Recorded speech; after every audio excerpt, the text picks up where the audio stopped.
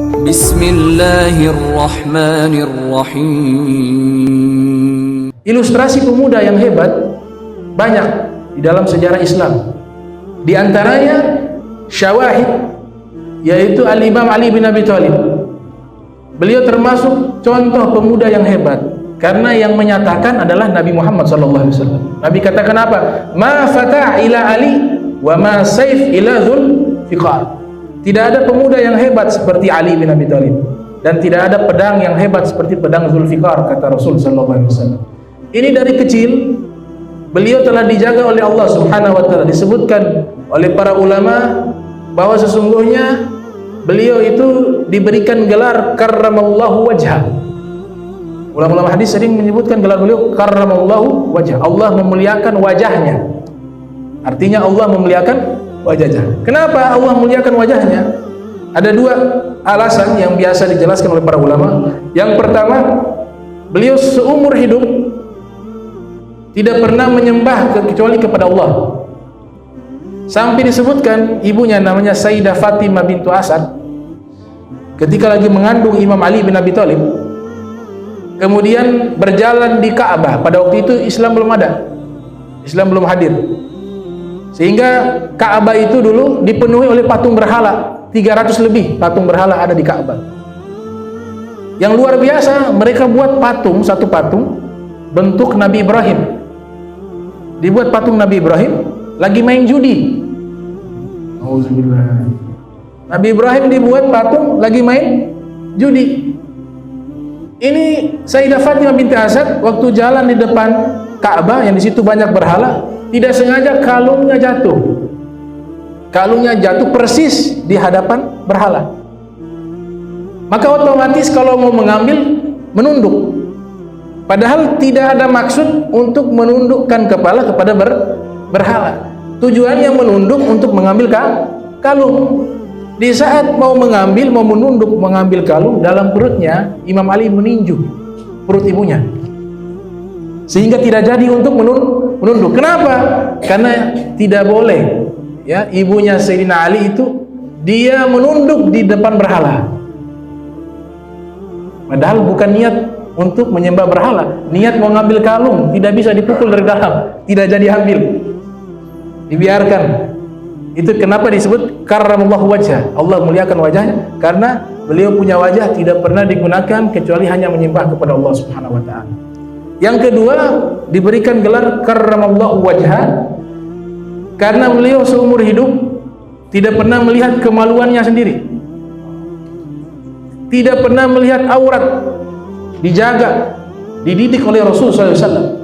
Sampai disebutkan ketika perang Khandaq, beliau duel dengan Amr bin Abdul Wud, seorang kesatrianya kaum Quraisy, kaum musyrikin. Ini kalau duel tidak pernah kalah. Terjadi duel antara Amr bin Abdul Wud dengan Imam Ali bin Abi Thalib.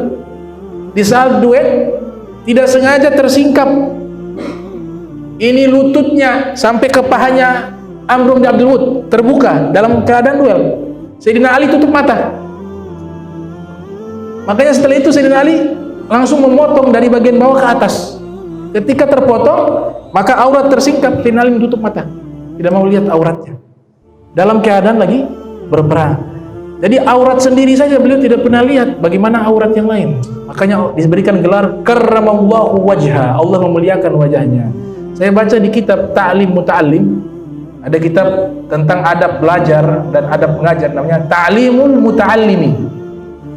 Disebutkan dalam kitab tersebut, di antara hal yang membuat hafalan kita menjadi rusak, hafalan menjadi sulit menghafal, ya, hafal doa sulit, sudah hafal tertukar-tukar, ya. Masuk kamar mandi Allahumma barik lana, salah. Mau makan alhamdulillah a'udzubika minal khubuthi wal khaba'ith. Nah, saya punya kawan pernah tuh ceramah, habis ceramah kan doa, mungkin sudah lelah, capek, dia baca doa masuk kamar mandi. Auzubillahi bismillah, Allahumma inni a'udzubika minal khubuthi wal khaba'ith. Amin, semua amin. Amin tuh. Ini hafalannya rusak. Kenapa? Di antaranya sebab kalau buang air besar jangan melihat kotoran. Kalau orang melihat kotoran, lihat sesuatu yang mendatangkan hal-hal yang menjijikkan, melihat sesuatu yang mendatangkan dosa, melihat sesuatu yang buruk, yang tidak baik, maka itu akan menghalangi orang untuk bisa menghafal Al-Quran dan menghafal hadis-hadis Nabi Muhammad SAW. Dan itu bisa dipraktekkan. Bisa lihat sekilas saja. Mungkin kalau mau siram, ini kan ilmu ya, mau siram ya sekilas saja, takut terlihat padahal siram belum tuntas. Ini jadi juga kurang ajar juga. Maksudnya lihat sekilas itu bisa dipraktekkan. Sekilas. Yang merusak hafalan, dia lihatnya lama, apalagi pakai analisa lagi. Oh, itu dia ada itu dia rusak itu. Al-Quran lari, hadis lari, kalamnya ulama lari, gak bisa masuk. Kenapa? Karena yang masuk Al-Quran wa hadis wa kalam ulama cahaya, nur itu gak boleh masuk di tempat kotor. Nur itu hanya bisa berada di tempat yang bersih, bersih akalnya, bersih matanya, bersih hatinya, bersih lidahnya.